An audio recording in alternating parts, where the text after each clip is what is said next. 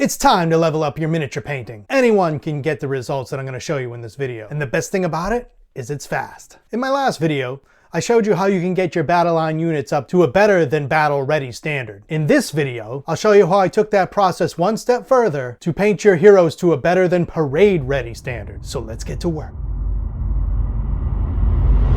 For this Doombull model, I decided to go with a black prime and a white zenithal highlight. He's the alpha bull, so I wanted to make his skin black to set him apart from the bulgars. I mostly concentrated the white ink on the raised areas of the skin, his horns, wood, leather, anything that isn't metal. Try to leave the metal black. I find that it's a great base for true metallics. It also helps that if you miss a spot, then the edges are black and it's all good. Then I took Golden's titanium white and dry brushed the highest areas for a brighter white appearance. You never get full vibrancy of colors through the airbrush. So in this case, I wanted that white to be a little more punchy. I know what you're thinking. He's just gonna slap chop this model, isn't he? Well, yes and no. This takes slap chop one step further. And besides, I have some info at the end of this video that you're not gonna wanna miss. I started with the metallics. With a straight black and white zenithal prime, it's a lot easier to fix any mistakes I made with the metallics at this stage rather than trying to fix the contrast I add later. When I'm painting my base coats, I really try to put my mind into the world that I'm painting for. These beasts of chaos have motivations and unique ways of which they live their chaotic lives. This will often lead you towards creative ideas on color choices or sometimes even which painting techniques to use. In my last Bulgar video, rather than just painting the banner red,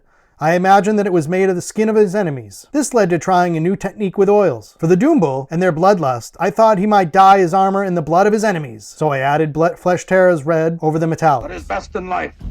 To crush your enemies, see them driven before you, and to hear the lamentation of their women. That is good. That is good. The horns on his weapon and armor would be from other Doombulls that tried to challenge his supremacy. Finally, going into the crafting of his armor, having all those what appear to be makeshift metal straps, possibly hastily made repairs or added decorations, I would paint those bronze, an easier metal to work with for such tasks, which would also give more visual information to the model.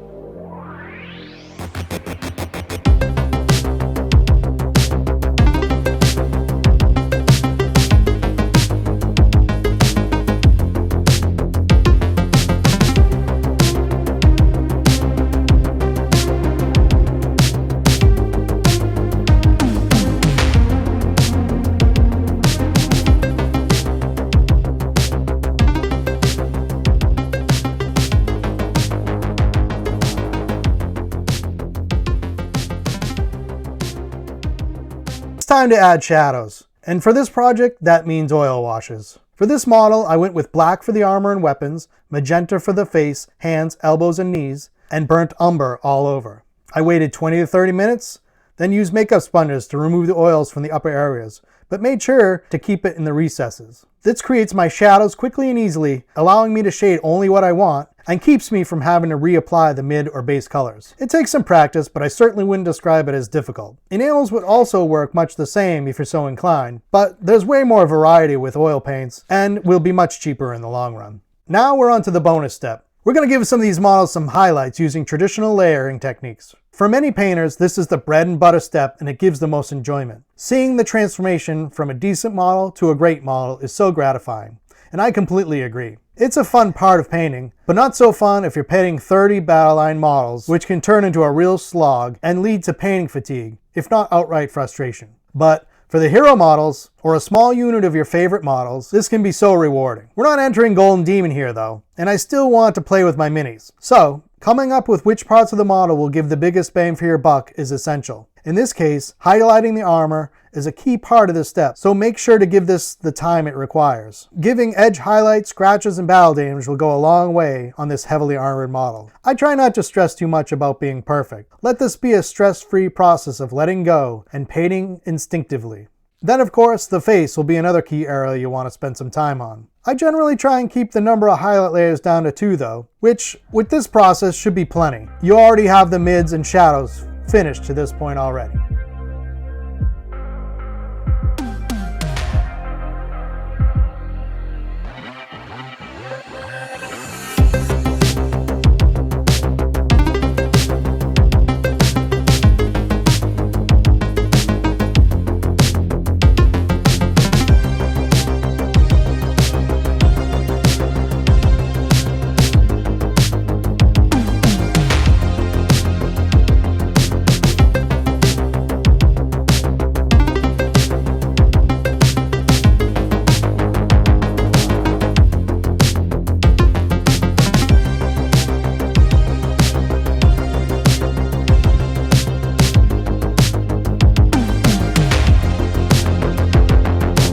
totaled, this large model on a 60mm base took me just over 5 hours. And I'm pretty happy with the results. I hope you like it too.